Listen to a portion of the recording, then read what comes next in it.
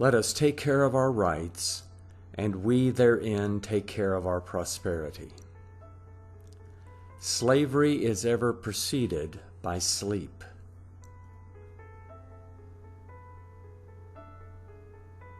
Individuals may be dependent on ministers if they please.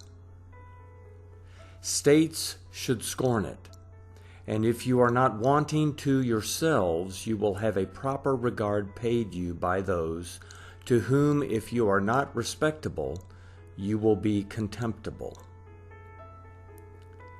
But if we have already forgot the reasons that urged us with unexampled unanimity to exert ourselves 2 years ago, if our zeal for the public good is worn out before the homespun clothes which it caused us to have made, if our resolutions are so faint as by our present conduct to condemn our own late successful example, if we are not affected by any reverence for the memory of our ancestors who transmitted to us that freedom in which they had been blessed, if we are not animated by any regard for posterity, to whom by the most sacred obligations we are bound to deliver down the invaluable inheritance, then indeed any minister, or any tool of a minister, or any creature of a tool of a minister, or any lower instrument of administration, if lower there be, is a personage whom it may be dangerous to offend. I shall be extremely sorry if any man mistakes my meaning in anything I have said.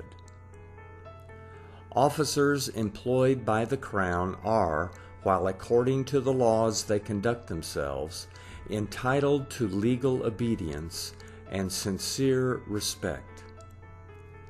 These it is a duty to render them, and these no good or prudent person will withhold.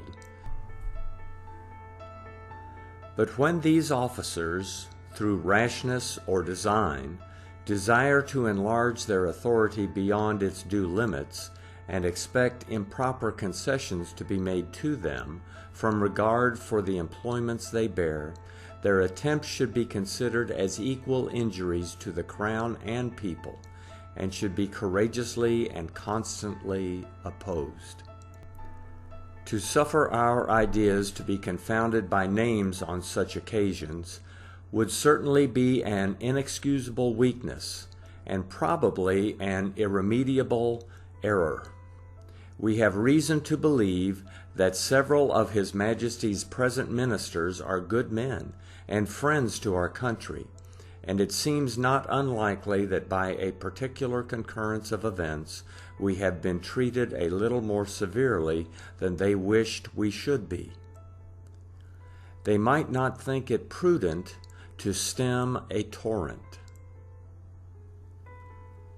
But what is the difference to us, whether arbitrary acts take their rise from ministers or are permitted by them? Ought any point to be allowed to a good minister that should be denied to a bad one?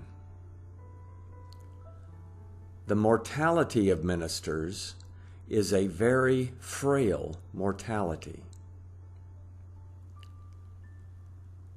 A blank may succeed a Shelburne.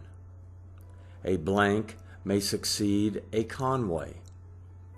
We find a new kind of minister lately spoken of at home, the minister of the House of Commons. The term seems to have peculiar propriety when referred to these colonies, with a different meaning annexed to it from that in which it is taken there. By the word minister, we may understand not only a servant of the Crown, but a man of influence among the commons, who regard themselves as having a share in the sovereignty over us. The minister of the House may, in a point respecting the colonies, be so strong that the minister of the Crown in the House, if he is a distinct person, may not choose, even where his sentiments are favorable to us, to come to a pitched battle upon our account. For though I have the highest opinion of the deference of the house for the king's minister, yet he may be so good-natured as not to put it to the test, except to be for the mere and immediate profit of his master or himself. But whatever kind of minister he is, that attempts to innovate a single iota in the privileges of these colonies, him I hope you will undauntedly oppose, and that you will never suffer yourselves to be either cheated or frightened into any unworthy obsequiousness. On such emergencies you may surely without presumption believe that Almighty God himself will look down upon your righteous contest with gracious approbation. You will be a band of brothers, cemented by the dearest ties, and strengthened with inconceivable supplies of force and constancy, by that sympathetic ardor which animates good men, confederated in a good cause. Your honor and welfare will be, as they now are, most intimately concerned, and besides, you are assigned by divine providence in the appointed order of things, the protectors of unborn ages, whose fate depends upon your virtue. Whether they shall arise the generous and indisputable heirs of the noblest patrimonies, or the dastardly and hereditary drudges of imperious taskmasters, you must determine. To discharge this double duty to yourselves and to your posterity, you have nothing to do but to call forth into use the good sense and spirit of which you are possessed. You have nothing to do but to conduct your affairs peaceably, prudently, firmly, jointly.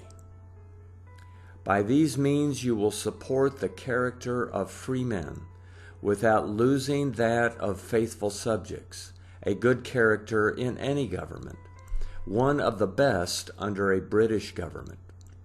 You will prove that Americans have that true magnanimity of soul that can resent injuries without falling into rage, and that though your devotion to Great Britain is the most affectionate, yet you can make proper distinctions and know what you owe to yourselves as well as to her.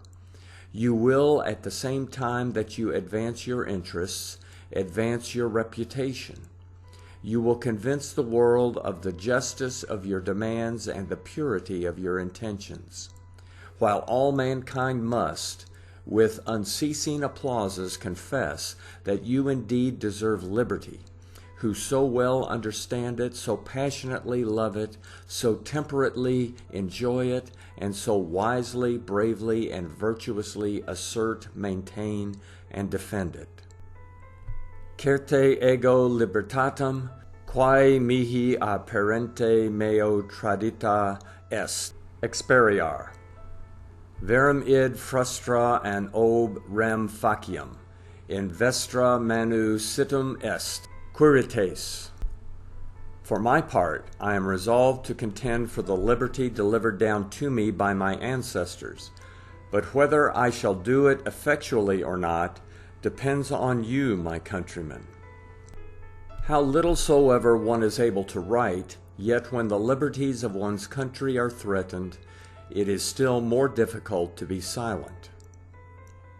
Is there not the strongest probability that if the universal sense of these colonies is immediately expressed by resolves of the assemblies in support of their rights, by instructions to their agents on the subject, and by petitions to the Crown and Parliament for redress, these measures will have the same success now that they had in the time of the Stamp Act?